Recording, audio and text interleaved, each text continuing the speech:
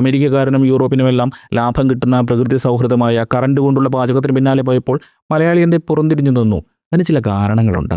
കേരളത്തിലെ വൈദ്യുതി വിതരണത്തിലെ വിശ്വാസക്കുറവായിരുന്നിരിക്കാം പ്രധാന കാരണം. മറ്റൊന്നാണ് കേരളത്തിലെ പെണ്ണുങ്ങൾക്ക് അവരുടെ പാത്രങ്ങളോടുള്ള ഇമോഷണൽ അറ്റാച്ച്മെൻറ്റ്. നമ്മുടെ അടുക്കളകളിലേക്ക് നോക്കൂ. പുട്ടുണ്ടാക്കാൻ, ഇഡലി ഉണ്ടാക്കാൻ, ദോശയുണ്ടാക്കാൻ, അപ്പം ഉണ്ടാക്കാൻ, സ്റ്റൂ ഉണ്ടാക്കാൻ, പായസം ഉണ്ടാക്കാൻ, മീൻകറി ഉണ്ടാക്കാൻ, ഇറച്ചിക്കറി ഉണ്ടാക്കാൻ, അവിയൽ വെക്കാൻ, അച്ചാറിടാനൊക്കെ തരാതരം പാത്രങ്ങളാണ്. ഈ പാത്രങ്ങളോടൊക്കെ വീട്ടമ്മമാർക്ക് വൈകാരിക അടുപ്പമുണ്ട്. അമ്മയുടെ കല്യാണത്തിന് അമ്മൂമ്മ കൊടുത്ത ഉരുളിയിലെ പായസം വെക്കൂ എന്ന് എൻ്റെ ഭാര്യ പറഞ്ഞാൽ അത് സമ്മതിക്കുകയല്ലാതെ എനിക്ക് വേറെ പോകാൻ വഴിയില്ല. ഒരു സൂപ്പ് കലവും ഫ്രൈ പാനും മാത്രം വേണ്ടി വരുന്ന സ്വീഡൻകാരനെ പോലെയല്ല മലയാളിയുടെ സമൃദ്ധ ജീവിതം. ഉരുളി, പുട്ടുകുടം, ഇഡലിക്കുട്ടളം, ചെറിയ അണ്ടാവ്, ഡവറ, ചീനച്ചട്ടി, വലുത്, ചെറുത്, ഉണ്ണിയപ്പച്ചട്ടി, വറപൊരിക്കുള്ള പാൻ, ദോശക്കല്ല്, അപ്പച്ചട്ടി ഒന്നും പറയണ്ട. ഈ പാത്രങ്ങളൊക്കെ ഇൻഡക്ഷൻ സ്റ്റവ് ഫ്രണ്ട്ലി ആക്കുകയെന്ന് പറഞ്ഞാൽ ഒക്കാത്ത കാര്യമാണ്. അതാണ് കാര്യങ്ങൾ ഇത്ര വൈകിയത്. ചോയ്സ് ഈസ് ഹേഴ്സ് എന്നാണ് ലോകത്തിൻ്റെ ധർമ്മം. വാങ്ങുന്നത് അവളാണ്. അതുകൊണ്ട് വിപണിയും അവൾക്കനുസരിച്ച് മാറി.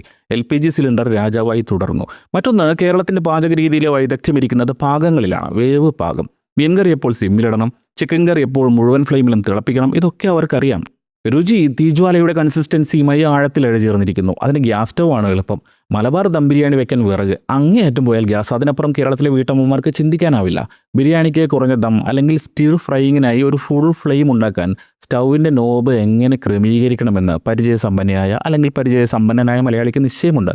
ഈ സ്പർശനത്തിൻ്റെ അവബോധജന്യമായ അറിവ് തലമുറകളിലൂടെ കൈമാറ്റം ചെയ്യപ്പെട്ടതാണ്. അതേസമയം ഇലക്ട്രിക് കുക്കിംഗ് നിയന്ത്രിക്കപ്പെടുന്നതോ ഡിജിറ്റൽ ടൈമറുകൾ, തെർമോസ്റ്റാറ്റിക്സ് തുടങ്ങിയ സാങ്കേതിക പദങ്ങൾ ഉപയോഗിച്ചാണ്. അത് സൗത്ത് ഇന്ത്യയിൽ ചെലവാകാത്ത ഒന്നാണ്.